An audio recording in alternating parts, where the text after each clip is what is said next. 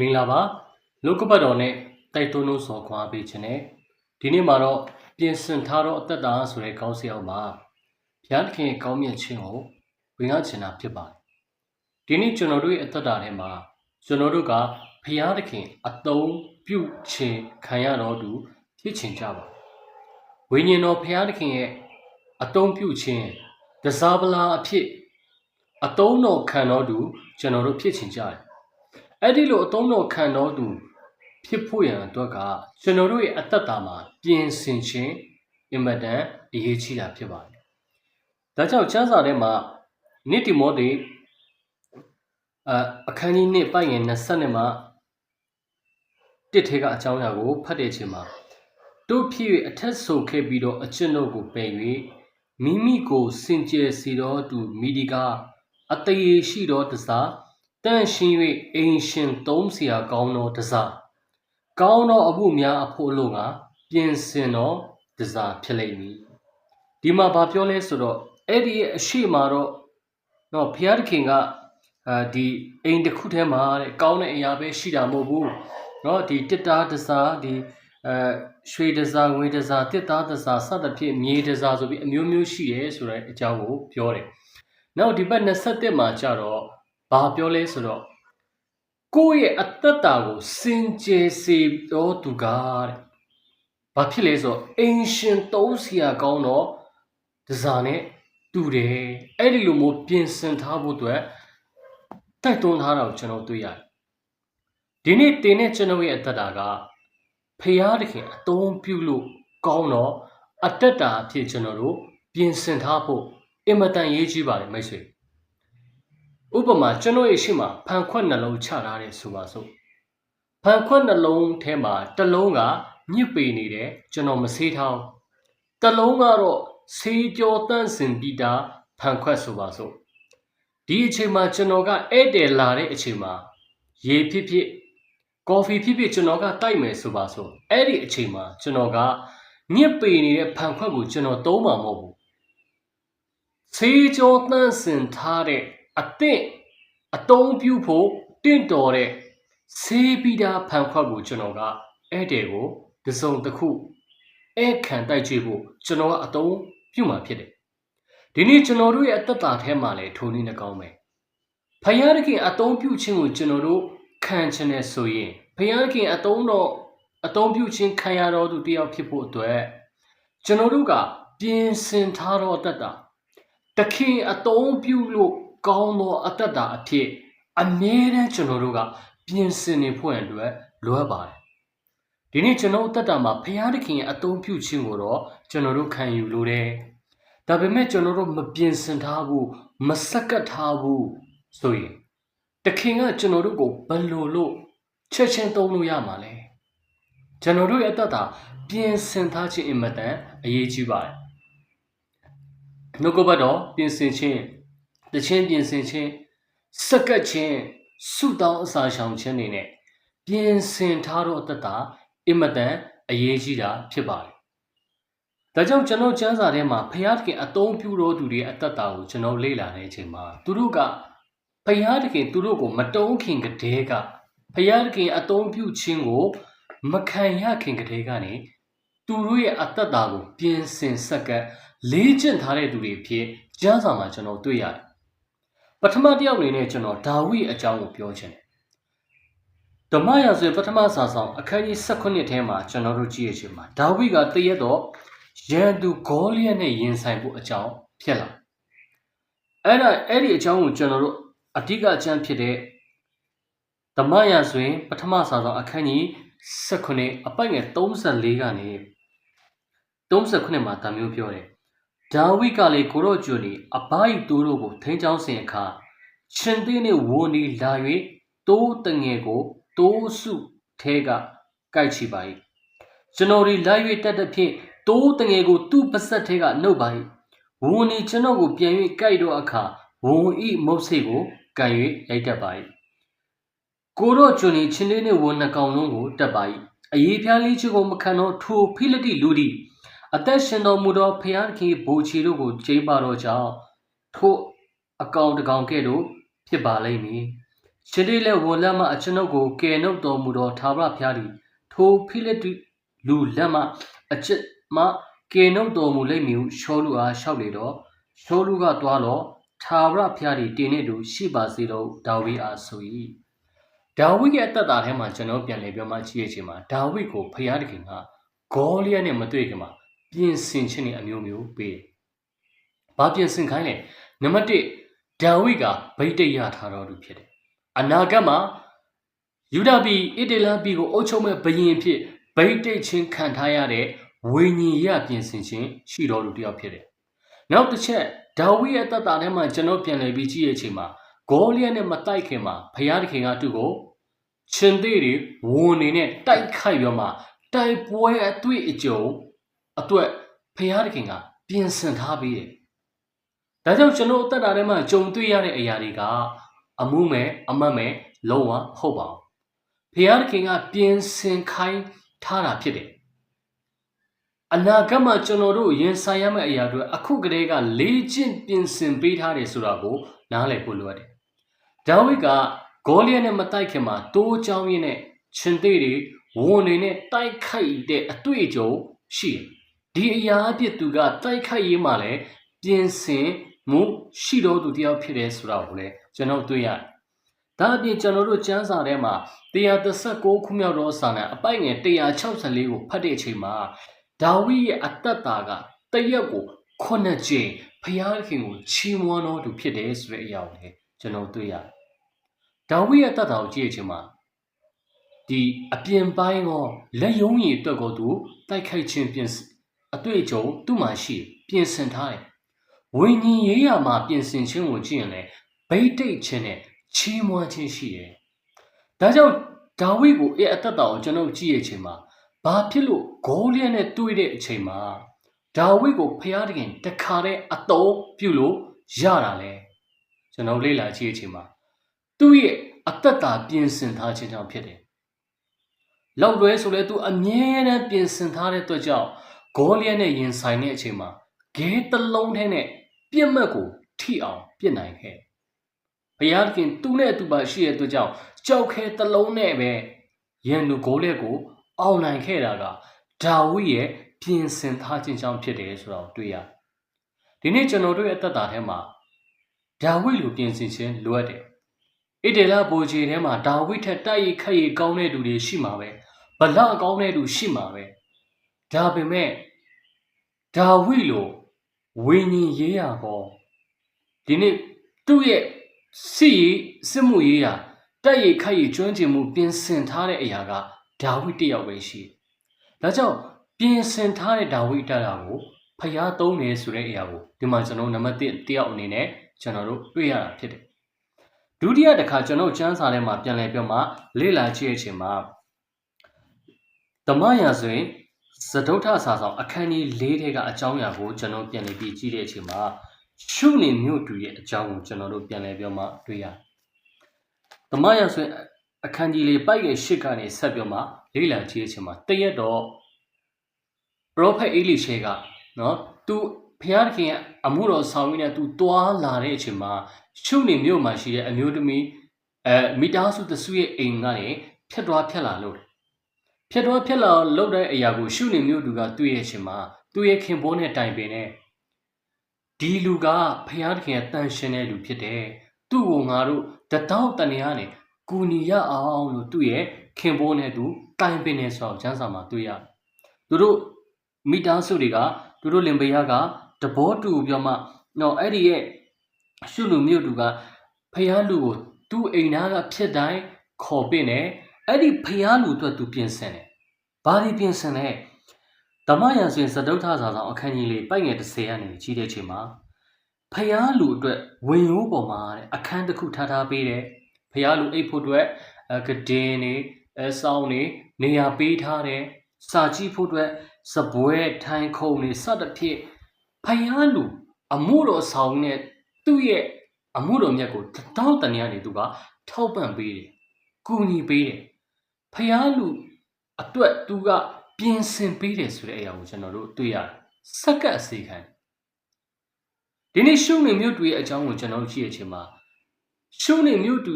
တို့မိသားစုအိမ်ထဲကိုဘာလို့အေလိရှဲကလာတဲလဲဆိုတော့သူတို့ကဖျားလူကိုလက်ခံနိုင်အောင်ဖျားလူကိုဒီတတောင်းတနေရကနေသူ့ရဲ့အမှုတော်မြတ်ကိုကူညီပံ့ပိုးနိုင်အောင်သူတို့ကစက်ကတ်ထားတာပြင်ဆင်ထားတယ်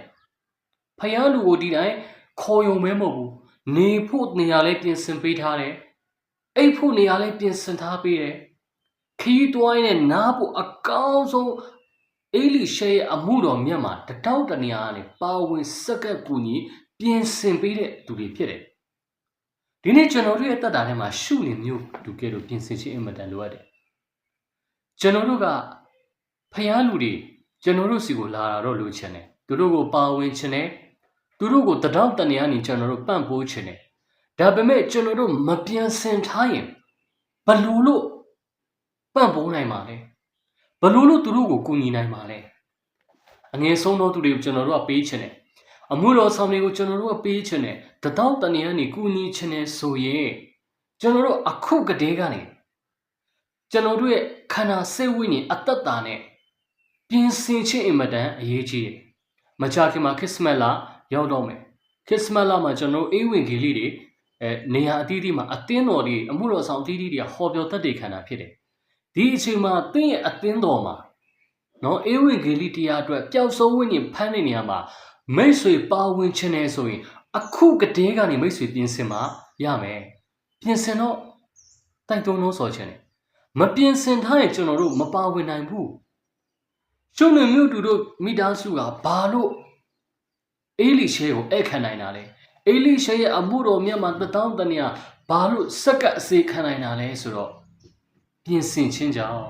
ဖယားလူတို့တေချာပြင်ဆင်ထားတဲ့အတွက်ကြောင့်စက္ကပ်အစေခံနိုင်တယ်ဆိုတဲ့အရာကျွန်တော်တွေ့ရတယ်ဒါကအင်မတန်မှကောင်းကြီးဖြစ်တဲ့အရာတစ်ခုဖြစ်တယ်ဆိုတဲ့အရာကိုလည်းကျွန်တော်တို့နားလည်ရပါတယ်ရှမတဲ့အခန်းကြီး30ပိုက်ငယ်47မှာဒီလိုပြောတယ်ပရောဖက်၏မျက်နှာကိုထောက်၍ပရောဖက်ကိုလက်ခံတော်သူသည်ပရောဖက်၏အကျိုးကိုခံရလက်တံဖြောင်းမတ်တော်သူ၏မျက်နှာကိုထောက်၍ဖြောင်းမတ်တော်သူကိုလက်ခံတော်သူသည်ဖြောင်းမတ်တော်သူ၏အကျိုးကိုခံရလက်တံကြည့်ကြည့်ပရောဖက်ရဲ့မျက်နှာကိုထောက်ပြောမှပရောဖက်ကိုလက်ခံရင်တဲ့ပရောဖက်ရဲ့အကျိုးရတယ်ရှုနေမျိုးသူကနော်သူ့ရဲ့မိသားစုသူ့ရဲ့နေအိမ်မှာအေလိရှဲရဲ့အမှုတော်အတွက်ပြင်ဆင်ထားပြီးမှစက္ကပ်ပါဝင်တဲ့ဖယားလူပရောဖက်ကိုလက်ခံတဲ့အတွက်ကြောင့်အဲ့ဒီအေလိရှဲအဖြစ်သူတို့မိသားစုကောင်းကြီးဖြစ်တယ်။သားသမီးမရှိတဲ့ဘဝကနေသားသမီးရတယ်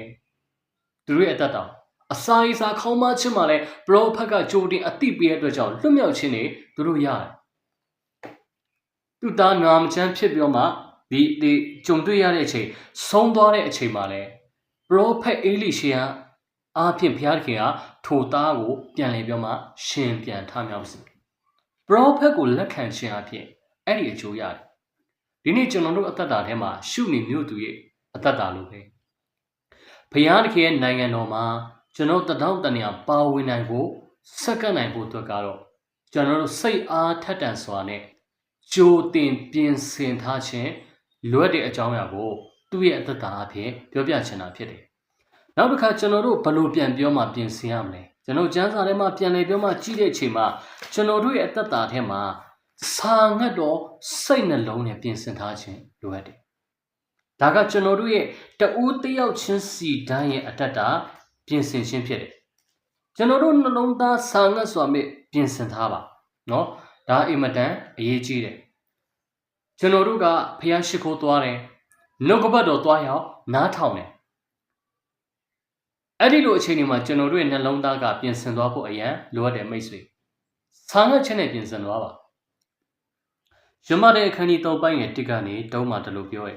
ထိုကာလအခါပဋိသင်ဆရာယောဟန်ဒီပေါ်ထွန်းလေ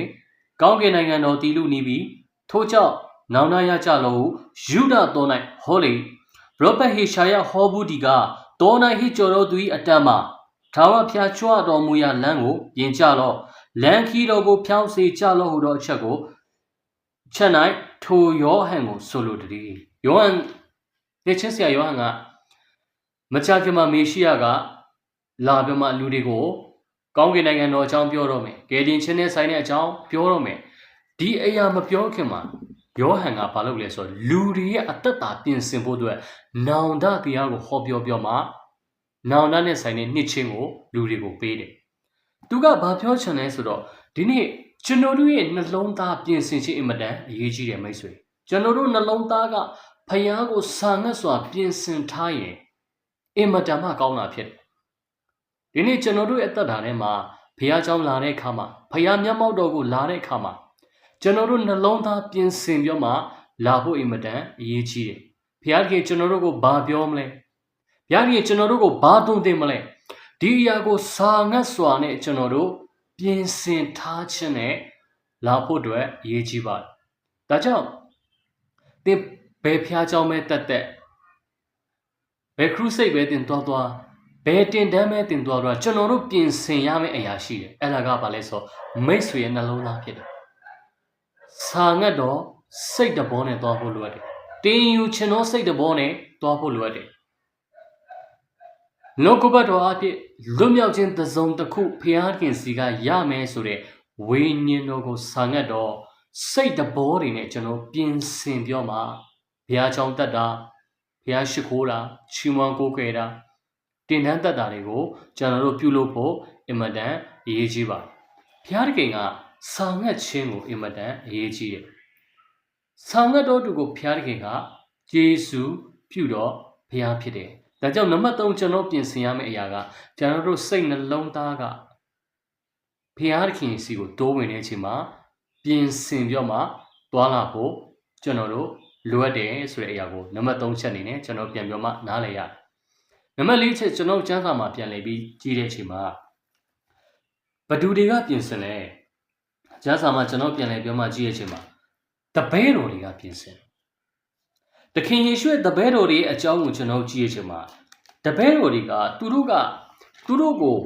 ကောင်းကင်တကိုးကိုမခံရခင်မှာစောင့်နေပါလို့ပြောရချင်မှာသူတို့ဘယ်လိုစောင့်နေလဲထင်တယ်မိတ်ဆွေပြင်ဆင်ပြောမှစောင့်နေတပည့်တော်တွေလည်းပြင်ဆင်ထားတယ်တမန်တော်ဝိတ္ထုအခန်းကြီး1ပိုက်ငယ်14မှာဒီလိုပြောတယ်ထိုသူအပေါင်းတို့သည်ယေရှု၏မေတော်မာရိမစ၍မိန်းမတို့နှင့်၎င်းညီတော်တို့နှင့်၎င်းတညီတညွတ်တဲ့ကြိုးစား၍ဆုတောင်းပတ္ထနာပြုလျက်နေကြ၏ဆုတောင်းပြောမှပြင်ဆင်ထားတာဒီနေ့ကျွန်တော်တို့အသက်တာထဲမှာလေဝိညာဉ်တော်ကိုစာငတ်တယ်ဖခင်အသုံးပြုခြင်းကိုလိုချင်တယ်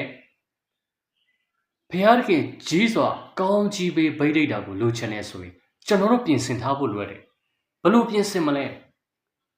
စာငတ်ခြင်းဆုတောင်းခြင်းနဲ့ကျွန်တော်ပြင်ဆင်ရမယ်အစာရှောင်ခြင်းနဲ့ကျွန်တော်တို့ပြင်ဆင်ထားရမယ်တပည့်တော်တွေကကျွန်တော်တို့သူ့ရဲ့အကြောင်းကိုကြည့်ရချင်မှာတန်ရှင်တော်ဝိညာဉ်တော်နော်တခင်ယေရှုရဲ့ဂတိတော်ဖြစ်တဲ့ကောင်းကင်တကိုးကိုမခံမီယေရုရှလင်မြို့မှာနေပါတန်ရှင်တော်ဝိညာဉ်တော်ကိုဆေလွတ်ပေးမယ်လို့ပြောတဲ့အချိန်မှာထိုဝိညာဉ်တော်သူတို့စီမရောက်လာခင်မှာသူတို့ကပြင်ဆင်ပြောမှစောင့်နေတယ်ဘယ်လိုပြင်ဆင်လဲဆုတောင်းပတ္ထနာပြုပြီးပြင်ဆင်တာအသက်တာတွေကိုပြင်ဆင်တာဖခင်မျက်မှောက်တော်မှာတိုးဝင်ပြီးမှပြင်ဆင်တာဒါကြောင့်အဲ့ဒီပြင်ဆင်ထားတော်သူ120အပေါ်မှာပဲတန်ရှင်တော်ဝိညာဉ်တော်ကဆင်းသက်တယ်။စုမတောင်းဘူး။ဖခင်မျက်နှာမရှာဘဲနဲ့အပြစ်မှာကြိုက်တယ်လို့နေပြီးမှမပြင်ဆင်တဲ့လူပေါ်မှာတန်ရှင်တော်ဝိညာဉ်တော်မဆင်းသက်ဘူး။ဒါကြောင့်တမန်တော်အခန်းကြီး2ရောက်တာတဲ့အချိန်မှာအဲ့ဒီတညီတညွတ်တဲ့စုတောင်းခြင်းနဲ့မိမိတို့ရဲ့အသက်တာကိုပြင်ဆင်နေတော်သူတွေရဲ့အပေါ်ကိုတန်ရှင်တော်ဝိညာဉ်တော်ကလေပြင်းမုန်တိုင်းကဲ့သို့သူတို့ပေါ်မှာတက်ရောက်တဲ့အတွက်ကြောင့်ဝိညာဉ်တော်နဲ့ပြည့်တယ်အမျိုးမျိုးသောဘာသာစကားတွေပြောတယ်အမတရားထပေတရုတရားထဟောတဲ့အချိန်မှာလူ3000တောင်ပြောင်းတယ်ဂျီးဆိုတဲ့နမိတ်လက္ခဏာတွေပြုတယ်အနာရောဂါတွေငြိမ်းလာဒီတန်ရှင်တော်ဝိညာဉ်တော်တကိုးကတပည့်တော်တိုင်းပေါ်မှာမတက်ရောက်ဆုတောင်းပြောမှပြင်ဆင်စောင့်နေတော့တူတွေအပေါ်မှာဒါတက်ရောက်တယ်ကျွန်တော်ကျမ်းစာကိုကြည့်ရချိန်မှာတခင်ယေရှုကအကောင်းမြတ်တကိုးကိုမခံယူခင်မှာယေရုရှလင်မြို့မှာစောင့်နေပါလို့ပြောတဲ့အချိန်မှာအဲ့ဒီစကားကိုလူ900ကျော်ကြားတယ်။ဒါပေမဲ့အားလုံးပေါ်မှာမတက်ရောက်ဘူးမိတ်ဆွေ။ဖခင်စကားကိုနားထောင်ပြီးတ တခင်ယေရှုစကားကိုနားထောင်ပြီးမှဆုတောင်းလက်ပြင်ဆင်နေထားတော်သူပြင်ဆင်လက်စောင့်ဆိုင်တော်သူ120ပေါ်မှာပဲဝိညာဉ်တော်ကတက်ရောက်တယ်ဆိုတဲ့အရာကိုကျွန်တော်တို့တွေ့ရပါတယ်။ဒါကြောင့်ကျွန်တော်တို့ရဲ့အသက်တာထဲမှာဖခင်အသုံးပြုခြင်းခံခြင်းပြင်ဆင်ဖို့လိုတယ်။ဆုတောင်းခြင်းကြားစာပတ်ခြင်းလေးကျင့်ခြင်းအစာရှောင်ခြင်းဘုရားကောင်းမြတ်ခြင်းပြောခြင်းဧဝံဂေလိဝေငှခြင်းတွေနဲ့ကျွန်တော်တို့ရဲ့ခန္ဓာစိတ်ဝိညာဉ်အသက်တာကိုပြင်ဆင်ဆက်ကပ်ထားမှတာလေဘုရားသခင်ကမိတ်ဆွေကိုအစဉ်တင့်ကောက်ပြီးအသုံးပြုလို့ရမယ်ဆိုတဲ့အရာကိုကျွန်တော်ဒီနေ့ပြောပြချင်တယ်။ဖယားအသုံးပြုခြင်းခံရတော်သူဖြစ်ချင်တယ်ဆိုရင်အတ္တတာပြင်ဆင်ခြင်းရှိပါဆိုပြီးတော့မှဒီနှုတ်ကပတ်တော်အဖြစ်တိုက်တွန်းလို့ဆိုလိုက်ပါတယ်။ဘုရားရှင်ကောင်းကြီးပေးပါစေ။